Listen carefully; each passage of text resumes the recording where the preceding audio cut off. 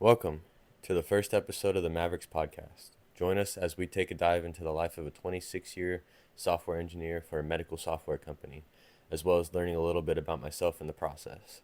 This was a big step in the right direction, pushing to learn more about others and getting out of our comfort zone. Mavericks podcast, and it's going to be kind of on the definition of Maverick, Okay. which means it kind of goes off of unorthodox and not really set to a specific subject. So the idea is when I'm interviewing other people, it's kind of different topics, different people, not necessarily confined to one specific idea or one specific perspective. You're a wild pony. Right. Who gave you that idea of using the word Maverick for your name? Actually, you did, I think. Thank you very much. I did. I couldn't think of something. I did not grab your last name, though. So Cree. C-R-E-E. Oh, Cree. What is your last name, Maverick? Dickinson. Dickinson? Yes, sir. Dickinson. Dickinson. Yep. Oh, okay. I was adopted by my grandmother, and my original last name was Haskell, so it's Heiskell, and I got adopted, and Oh, wow. I was the only one that wanted to keep our original last name. Oh, you knew your dad's original last name, even though you were adopted? Yeah, we were adopted I was adopted at like 10, I believe. Don't people usually not know who their parents are when they get adopted? I think it depends on the circumstance. Okay. Because when I was adopted, I had already lived with my mom and my dad. Oh. They were married when we were kids, Oh, okay. and then So slightly different situation. yeah, and then we went through CPS twice. I don't remember the exact stories, and I could be completely wrong because obviously I was a kid. Is that pretty rough on you? I'm Um, interviewing him. It was. I don't remember much of it, and I'm probably thankful that I do not remember Oh, yeah. a lot of it. Yeah. Partially because I was a kid, and when you're a kid, Yeah. you block out traumas. At what age were you when you went to your now mom? So my grandmother, which is my Your grandmother. dad's mom. Okay. My dad's mom.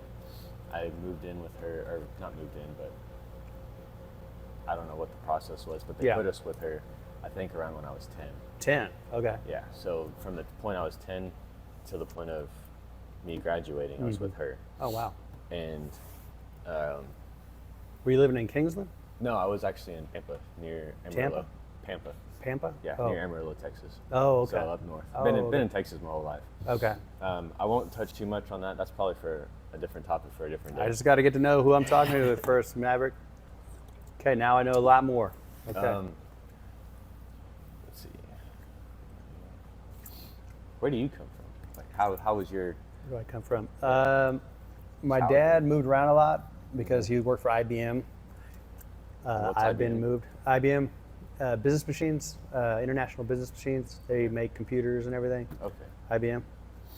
Yeah, they're probably the world's biggest computer. They created the first computers. That's probably not true, but very big in the business. So I was born in California, Santa Monica, California. But my mom and them were living in Houston, but they moved there for a couple of years, a project my dad was on. So I was born in LA, came back to Houston, lived there for a while. Then they moved to New York. I lived in two parts of New York, Carmel, New York, and Kingston, New York. And then I lived in Germany for a couple of years, came back to New York. And then in '82, I came back to Austin. Well, we moved to Austin for the first time. So I've been here since '82. So you didn't venture out or anything after 82? I mean, I've been all over the place. I lived in Lubbock for when I went to college there for a little bit, hated it, came back to Austin, loved it. No, I've never moved except How for old to were you in Kingsland. 82? Graduate, I was like 17. Okay, so that was Yeah. that was towards the end of your high school career. Yeah, it was Okay. my senior year. We moved that summer to Austin, Mm-hmm. which is totally weird. So every time I got to know people, every 2 years, we just moved somewhere else. Yeah. That kind of reminds me of my childhood situation Yeah. a little bit because we were moving around constantly at the time, depending on Right. financial situations. Oh, yeah. Different towns or different homes within the town? No, different towns, I think. Oh, wow. 'Cause I remember being to several different schools. I actually, when I moved here, I ended up kind of traveling around, just exploring Right. Kingsland a little bit. Once I actually moved here from my mom's place in Granite Shoals, and I went across the Paxsado Elementary, and I was like, "Holy crap!" I remember the playground. I remember the playground from when I was a kid. I was like, oh my goodness. And actually, funny story, I had a really big crush on a lady from there that I still remember to this day. A lady? Yeah. Well, not. How old is this lady? Well, we were both kids at the time. Oh, okay. So a girl. Yeah. Interesting choice of words. Well. But that's about the only thing I remember. I remember having a friend, and then there was these two girls that we'd hang out with, and we'd always play hide and seek. And it was some of the best times that I've had. Oh, yeah. And I had a really big crush on the girl. And how old was this? 10-ish? Well, you got there at 10, so you're talking about... This is before. This is when I was okay. in elementary. This is when I was really, really young. Okay. Which is why I don't remember the grade. So it could have been anywhere between first and third. Right. Because I moved in with my mom, my nana, going into fourth grade. So sometime in between there that I was there. But that's the only school I really remember from before. Really? Or that one, and then there's another one. The distinct memory I have with it was of a girl too. But I don't remember that school, because that school, it seemed big, and I had recurring dreams about it. But I don't know exactly where that school was. And I don't think it was that one, although I haven't been inside that school. So you can't remember your school, like kindergarten, first grade, second grade? You can't remember the different? Remember. Really? Yeah, I don't really. You think remember. you shut it out, or is it just your memory's bad, or what? Well, I definitely hit my head a lot when I was a kid, so I was known to be clumsy. Well, not on the monkey bars, but I think it was just in the home situation. Okay. Oh yeah. Bumping I the walls. also. There was one distinct time that I remember. I don't remember any of the other ones, but apparently I've been rushed to the ER a few times for hitting my head. Me too. A lot of stitches. A lot of stitches. But the one time I do remember, I ended up having a bump on the back of my head, and that night I stayed up a long time, and that's the one that's more prevalent, because I have a calcium buildup and I have a slight bald spot where I did hit my head. Maybe you got a concussion. I think it's definitely possible, because my head was shaking violently. But we didn't go to the doctors or anything. She said, my mom. And back then, they didn't really think about concussions like they do now. They're like, walk it off. Yeah, walk it now off. It's like, oh my God, you got a concussion. I mean, I went to the nurses, and they were like, yeah, you got a concussion. Yeah, you just got a concussion. That's amazing. A little bit of pain medication. Maybe you'll be okay. 20 years later, you're going to be messed up. But what piqued your interest in software design, or was it software design? Yes, software engineer, whatever. I'm going to be honest with you. It's nothing really sexy. My dad was a genius in computers. He did he has patents to this day on some stuff. And I just always knew I was going to do computers, because he did computers, even though I never took anything in class. And also, computers were really on the rise back then. So I just figured, And so I went to Texas Tech, and I just started learning about computers. It was really just seemed like I'm pretty math oriented, and so it just seemed like a good fit. And should have given it a little more thought, but it was a good choice, I think. Were you involved in like coding processes? Yeah, I did a bunch of engineering for medical software, technology companies, Allscripts, Medic Computers, and Mises Healthcare. So that's where you ended up being for the medical software stuff. Yeah. And so we did stuff like, I started some projects to where, I'll just talk real basic, but this was back before you could Bluetooth, no Wi-Fi, no connecting. I mean, I know I'm old Maverick, but we didn't even have emails. Like, we had a server with a dumb terminal on the screen. Everybody connected to the server, no PCs, and until a few years after I started. But so the doctor would go in there, and so we started just downloading all the financial information. So writing interfaces to, at the end of the day, after they did all their work, we would make these systems to transfer all the information into the practice management system. So you got all financials for the doctor practice. So stuff like that. Scheduling would be there. Then it turned into, then they did start having Palm Pilots and things like that, but they didn't really have the connections where it was Bluetooth and all that. So you would plug it in and you would say, okay, what's my schedule for the day? And it would download all of the guys' schedules for this doctor. So now you'd have all the information. So if I'm seeing you and I say, okay, here's your diagnosis, here's the procedure, blah, blah, blah. At the end of the day, that syncs back all the financials. So just to interface data back and forth. So it was kind of like a USB that you would just walk around with? And then you plug it in? Not No, necessarily. yeah, he at that time he would have like a Palm Pilot is what they call it. If you look that up, it's like a Palm Pilot, like a big one of these, like kind of like a phone, but it was specific, no calls or nothing like that. And it was a little laptop, like a little iPad almost. And so, and then at the end of the day, he would physically plug that in to the main frame or whatever and download all the information. And my code would take that data and build it into financial transactions and stuff like that, insurance and whatever. Oh, wow. Yeah, it was pretty cool. It was pretty fun. So you went to college after 82. Yeah. So what were, I definitely wasn't around back then, so what were the computers like at that time?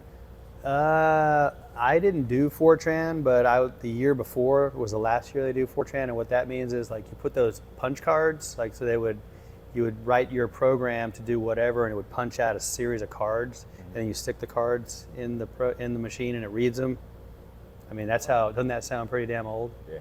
That's crazy. That sounds ridiculous, right? But so I didn't do that, but my roommate had done it the year before, and that was like I said, like 82, 83.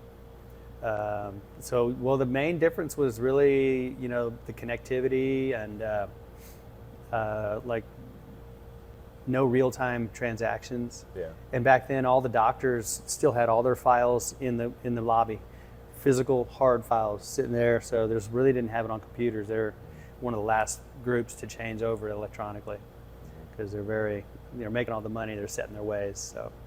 Were they still big computers back then?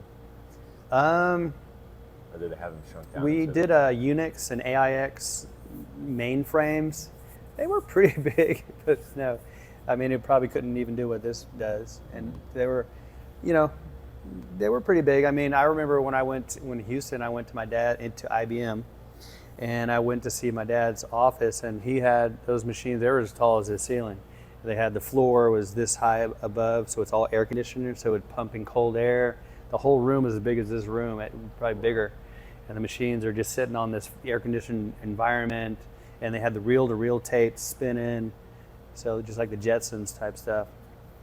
It would be cool to have a picture from all of that. It would be cool, yeah. It would be cool. I need to dig some up. What did you say? That's a good idea. What did you say the medical company you worked for at that time? It was Medic, with a plus sign at the front of it. Oh, plus. Okay. Yeah, Medic. But then they got bought out by Mysis Healthcare, the British company.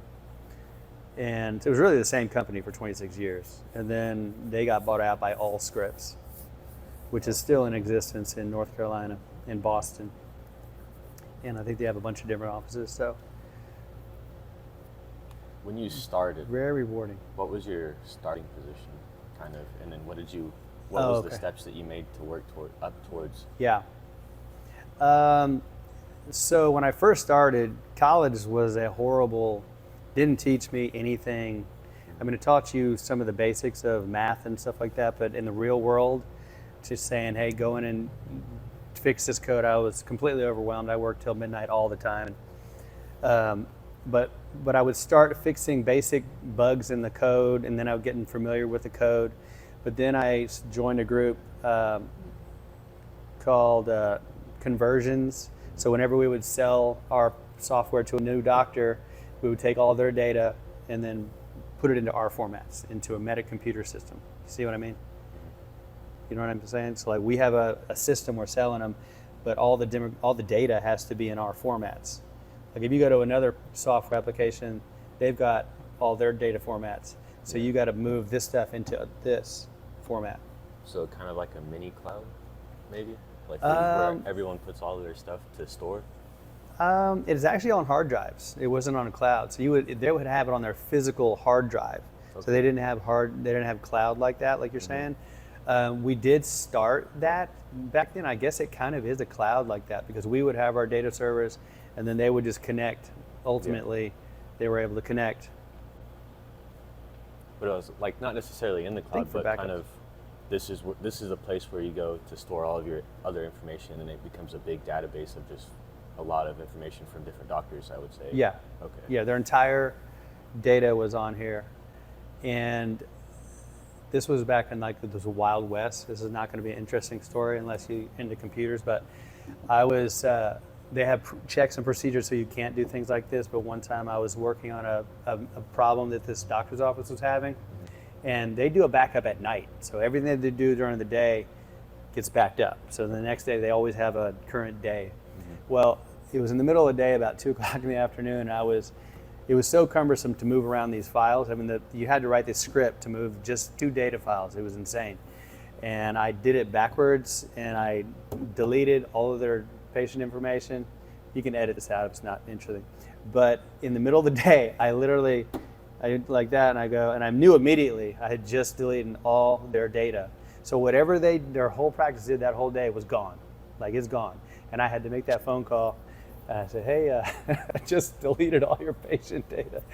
And told my vice president, and I didn't really get into too much trouble. Nice. You know, it's just kind of like one of those deals. Forgave you for the day? They forgave me for the day. I was pretty important back then.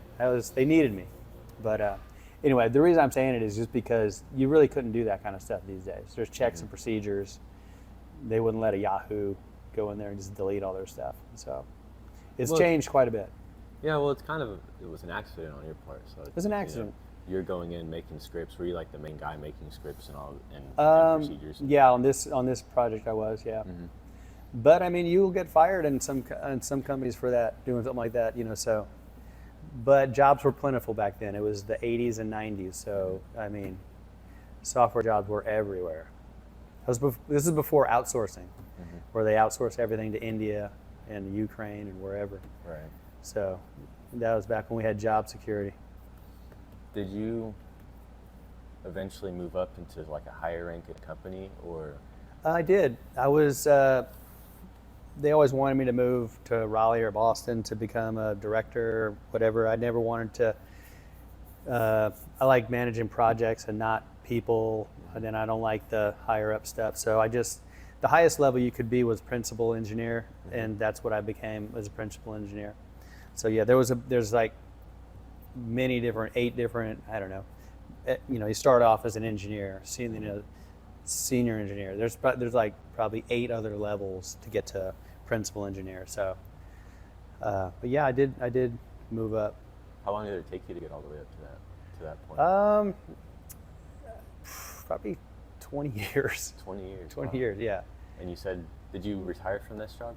Is this what you? Or I did retire. Yeah, retire? Yeah. That was the last job. They wanted me to move to Boston, and I didn't want to move, so I just said, I'm just gonna try my real estate, hand it real estate and stuff. So that's what you're doing now, kind of. Yeah, I just have a vacation rental, and just kind of. I tried to build a subdivision in Austin. It came out, ran into some problems with a con man guy, but. Got out of that barely, and then I went over here to Kingsland and built this vacation rental house here on the Colorado. Came out. It's really good. Did it finish recently? I finished it in 2019. So should have done the interview at my place. Could have been on the water. Yeah. Yeah, I didn't even think about that. Okay, switching topics a little bit because I'm interested in real estate.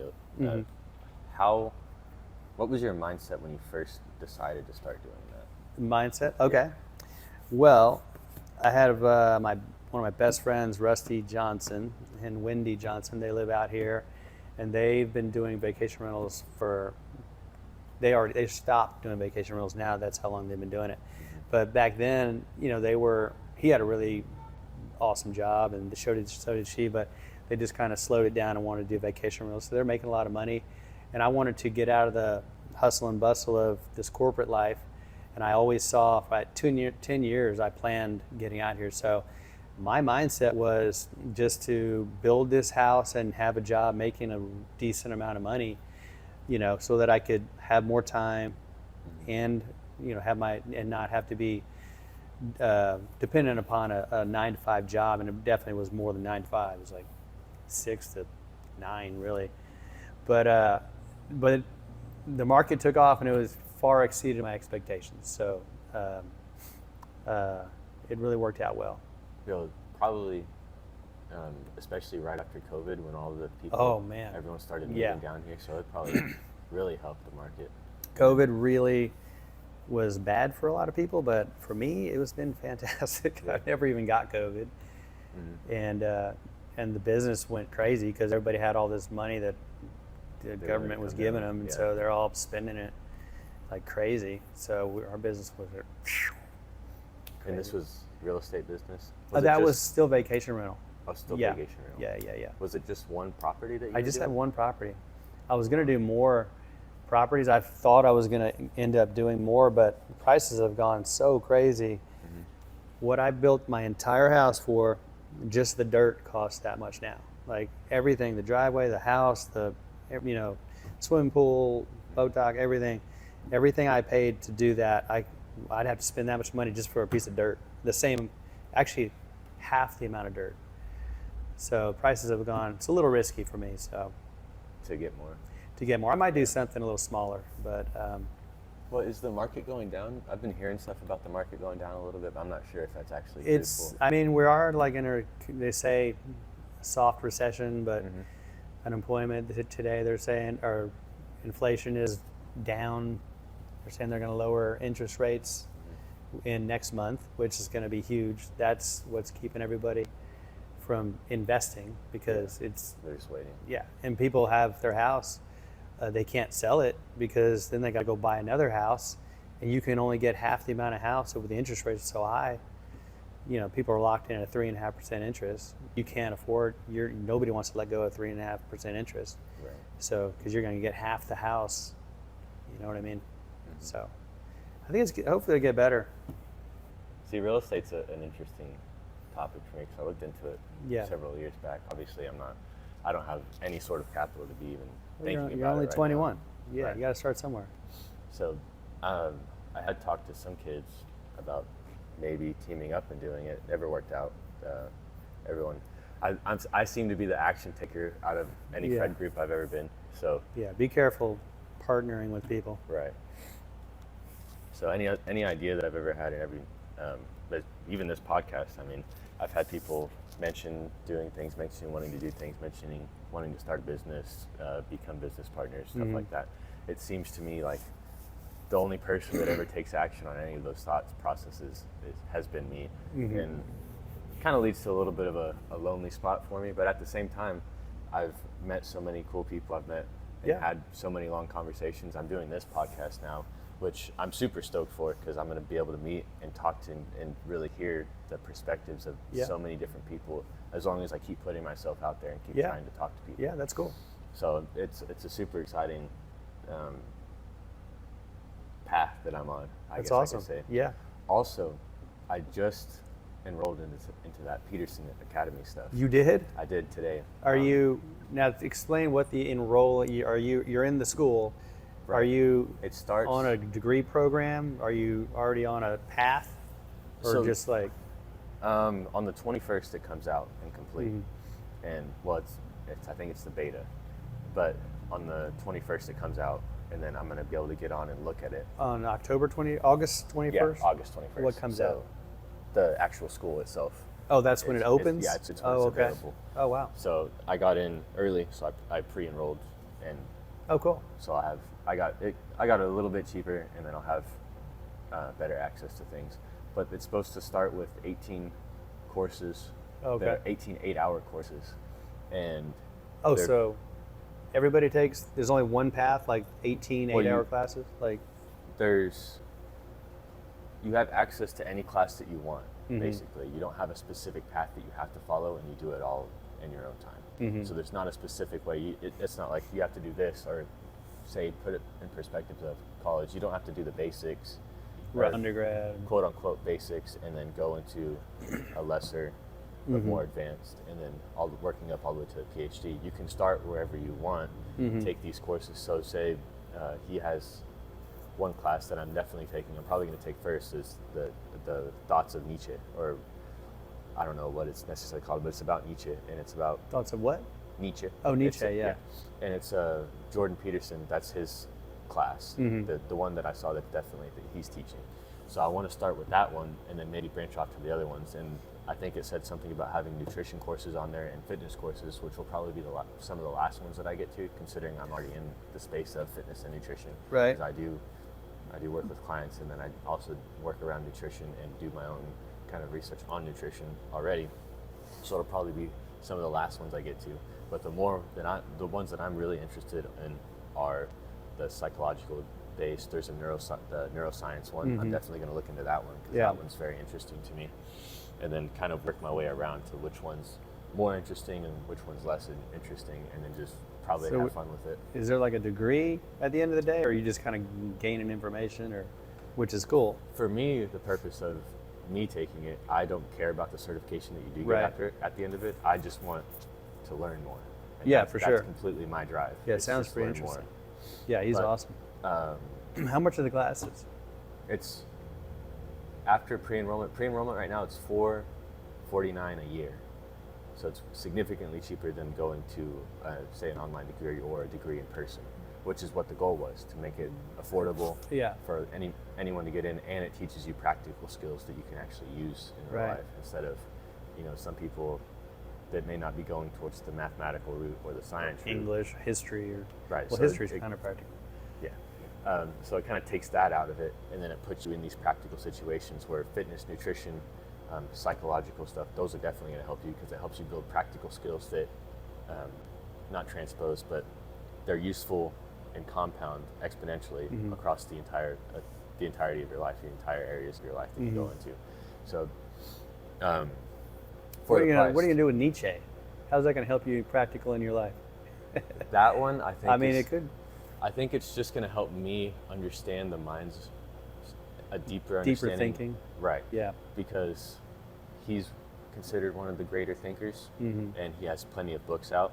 So I want to kind of dig into his mind and understand his mind, and then maybe I can connect pieces into what I have in picture, my perspective on the world, and maybe piece some things together that I maybe haven't.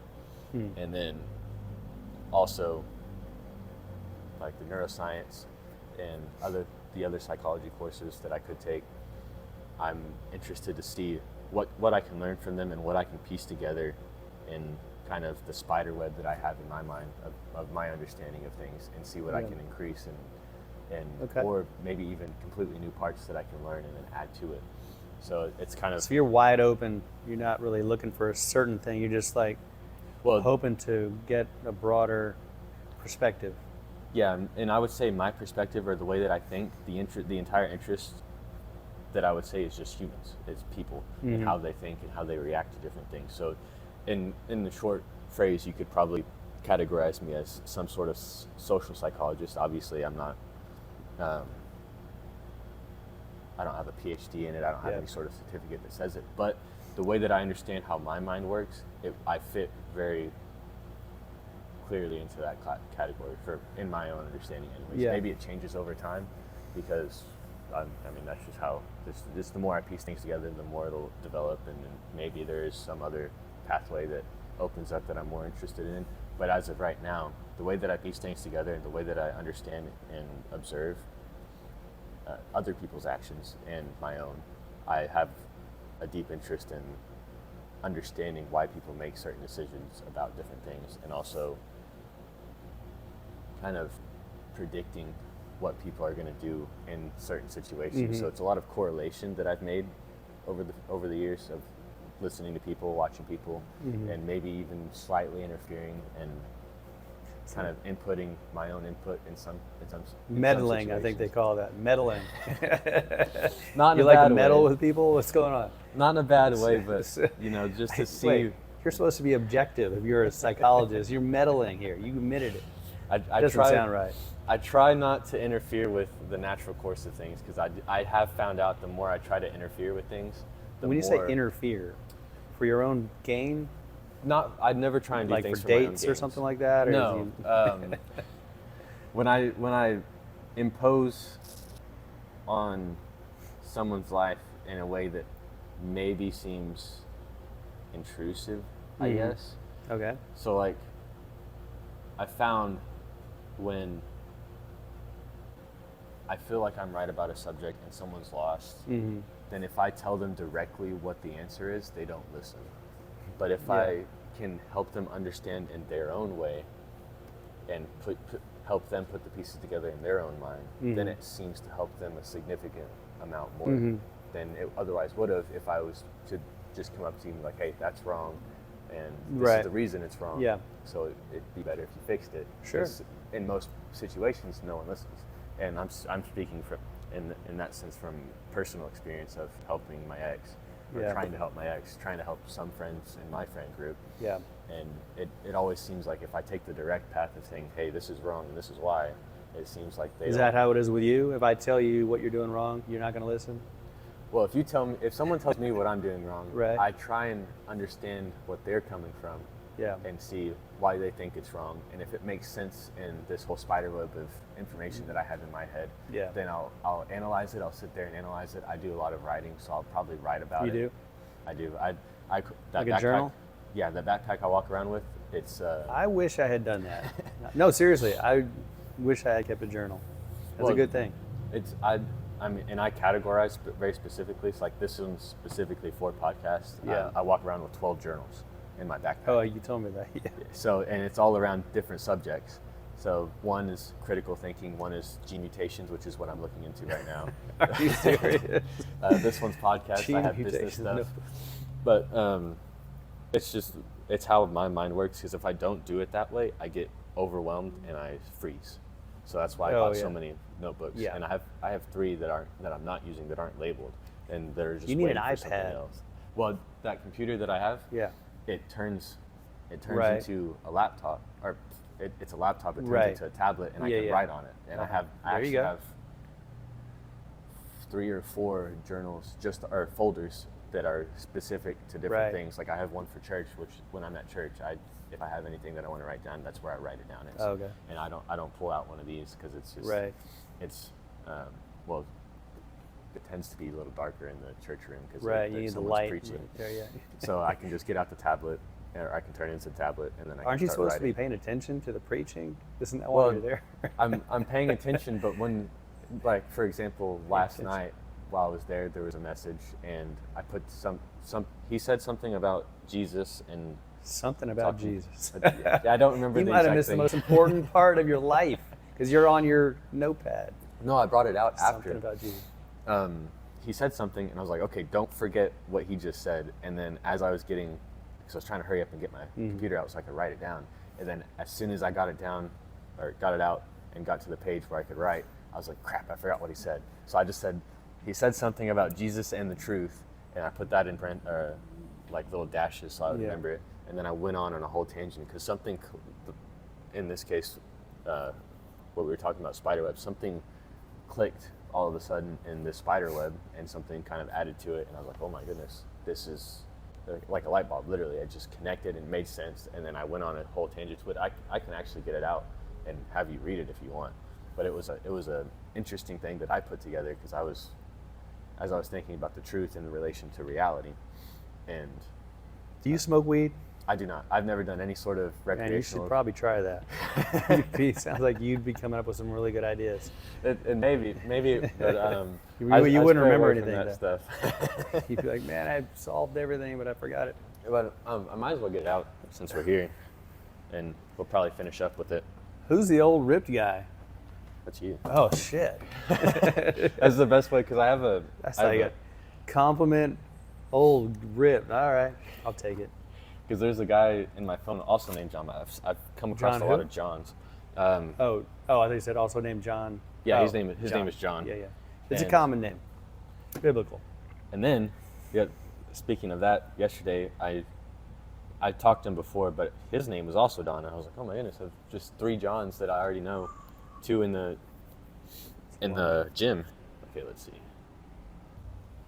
You know, you wanted to talk with Jordan Peterson because you wanted him to analyze you. Mm-hmm. I think that's very common. People would love to have like a genius that just. So, have you ever gone to a psychologist before and talked to anybody? I have not. No? I've, You should maybe do that. maybe, but at the same time, And I don't mean that in a negative way. right. Let's see. Because you probably have something from your childhood that Yeah, you need to deal with. one of my clients. Everybody does. Yeah, one of my clients was a child psychologist, Mm-hmm. and we tend to talk about One of your things. clients? Oh, Well, yeah, one of my oh, personal gotcha. training. Yeah, yeah. And we tend to talk about, especially in the beginning when she started working with me about a year ago, we started talking about kind of childhood traumas, and we would go over it. And I had my own ideas of how I process things and what possible things were childhood traumas. I've been attacking my quote unquote traumas for a very long time because Attacking them? so But you putting can't, them you can't remember, though. You said you couldn't remember. Like, some things are small enough to where I can remember. yeah. Now, anything before the age of 10 years old, I do not remember. And this is something that we were talking about, me and Kathleen, that we were talking about for a little bit. And it was more on the cusp of these things I don't remember. So it's entirely possible that these things did happen in some sort of way, and then it got engraved in my brain at a very subconscious level. For one thing, I can definitely say is my emotions. I tend not to show. I'm an emotional person, but I tend not to show them because I have a false sense of safety, and which Safety? is Or feeling safe. Right. Because And I would think it would be like you're insecure if you're not showing your feelings, not secure. Well, a false sense of safety means, in the way that I put it together in my brain, is I've always Is that your false realities you were talking about? Is that what you just said? not necessarily. So the false sense of safety is, see if I can word it correctly. I mean, what's wrong with feeling secure? I mean, how is that false? It's false because I was kind of tricking myself into thinking that not feeling these emotions Oh, denial, were making you denying it. right. It's common. So when I do feel the emotions that I tend to I don't block them out anymore, but when these emotions do happen, they're not very prevalent. So when I notice it, I make very sure that I sit there and feel it to the fullest extent that I can. But the safety feeling, I've only really experienced with being in a relationship, for one, but it's the complete openness of just being able to let go and let everything fall apart. Yeah. And still feel safe. That's in my opinion the truest form of safety in the Absolutely. way that I've been pictured it, and I've never really had that feeling on a constant basis. Yeah. Even around in a relationship, like there's been spouts where I feel like I can just completely fall apart and I'll still be okay. I've had it happen once, maybe twice, and the correlation there is I think it's probably because I moved around and I wasn't really with a solid family for a long time. Yeah. So I kind of developed this false sense of safety, as I was calling it, where even though I'm not always in my feelings, I still feel like I was safe. I still felt like I was safe and I could handle myself because I was confident in my ability to protect myself. But I wasn't confident in letting someone else see me completely falling apart. But I don't think that's false. I mean, if you're confident that you can protect yourself, then you have a security. You don't need anybody else to make that happen for you. That's good. You're secure. Well, so maybe false sense of safety was a wrong term for it. Yeah. But Sounds like you're bottling your emotions up. well, it might be that's what I'm thinking. It might be a natural subconscious thing, because when I do feel the emotions coming up, like when I start getting a little teary, I make sure to sit in them. And even if I'm somewhere else, like I'll make sure that I walk out and I let myself sit in those emotions because I know it's important for me to feel What them. type of thing triggers this emotion? Like, what are we talking about here? They happen randomly because I tend not to feel things right when they happen, and usually happens a day or two after. But like An action today will affect you like a couple days later, you're thinking? right, Like an Well, if interaction with a person? not with a person, but an emotional interaction from something maybe in my past coming up. And then, You want somebody super religious? well, I would like that, yes, Yeah. for in an instant, just because it fits my morals. So in the future, Well, yeah, if you're that way, it'd be Right. better if you had not a crackhead. You know, Yeah. you know, So- two crackheads. which A in comedian this area, says, yeah. it's kind of hard to find that. So I'm, Yeah. I'm not even really looking. Well, there's so. a lot of religious people here, right? It's very religious around here, right? This church I'm going to seems Which one do you go to? a Hill Country Fellowship. So it's Okay. it's a bigger church, and the people that I've been around since I've been there, I'm enjoying it. I put myself out of my comfort zone definitely, and they're actually the first people I've met that, or the people that I've been talking to the last few weeks. They actually invited me out to do things, and that's something that's foreign to me because in my entire life I don't think I've ever really had people invite me to go out and do things with them. You had a bunch of friends in high school or something like that? I or? didn't have many friends in high school. Really? Why is that? Acquaintances, maybe. Are you into sports? I was in tennis, yeah. Okay. But I never really considered most of them my friends because I didn't do anything with them outside of tennis. Oh, and yeah, even then, right. in high school, I was very shy and I didn't hardly talk to Right. anyone. So for the most part, I just stuck to myself, and people Okay, would kind yeah. of, not necessarily pick on me, but pry at me, try and get me to talk, stuff like that. Right. And I enjoyed it. I always smiled. I was a smiler.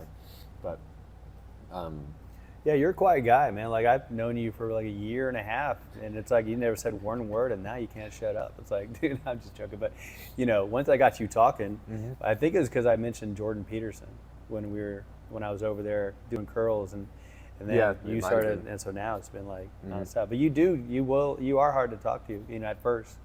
I mean, not hard, but, I'm the same way, though, because I put my headphones on, I just want to work out and get out of there. yeah. So See, for me, the gym is my social time. So when I'm there I working know. out, I try and There's I two just talk. people, and there's Yeah. two kinds of people. There's you, and then there's me. Because I hate being in the gym. Like I hate it. So I want to get out. Yeah. So I just, man, hurry up, get out. But I like talking with you. I like talking with Jim. Yeah, Jim. And so Jim's hilarious. He's a super smart guy, and I don't want to be rude. So I'm it's, excited to have him on at some point. I want to see this one. Can I sit in the crowd and watch him? He's hilarious, man. You could be a co-host. Just sit on the Okay, sidelines. dude, that'd be good. That would be that'd good. be a good. It's always cool better with three conversation. people. Yeah. Yeah. So that might be a good What I like about conversation Jim to have. is like every time we talk, he's Something new. cracking up. No, we laugh like Yeah. it's something new, but like he's just got a great sense of humor. We just like if you watch, we'll just be laughing out loud like hysterically because he likes to be a dumbass, But he's super smart. He says serious stuff. If you have the capacity to laugh while you're talking about serious stuff, it makes it a much easier time. for Right. sure. Not so serious. Yeah. But So I think that might wrap us up for today. all right, man. We've been talking for a good bit. Good talk with the Maverick. Yes, sir. It was First nice. show First show. ever. And, Good to talk with you, man. future ones. To What's come. that? Future shows to come. Yeah. We'll see what happens. I actually am thinking about just doing walk-arounds, or maybe just having the mic on me while I'm talking. They won't be recorded, Yeah. or they won't be recorded on a phone. Right. They'll just be audio recordings where I'm just talking and maybe walking Yeah. around or just sharing my thoughts, like while I'm sitting down, maybe studying or maybe researching. When I get a thought that I want to think Yeah. about, I might start doing those. Those would be probably 10, 15 Okay. minutes talks, and then I can post those. So that'd be also interesting. It wasn't something else you were going to ask me, man. It's nothing about my traveling or nothing. I'm totally. I wanted to kidding. dive into one topic specifically, and then maybe plan on having you come back at a later date. Oh, okay. Well, you mean do that next time? Yeah. Okay. Cool. Yeah. So, but this Okay. one I wanted to specifically Hold tight, dive guys. You're gonna have to wait. Sorry. on. Yep. But with that, I think we're gonna call it. All right. Cool, Mav. Appreciate it, man. Yes, sir. It Hope was you a don't lot of mind- fun. Hope you don't mind I called you Mav. Did you have a nickname?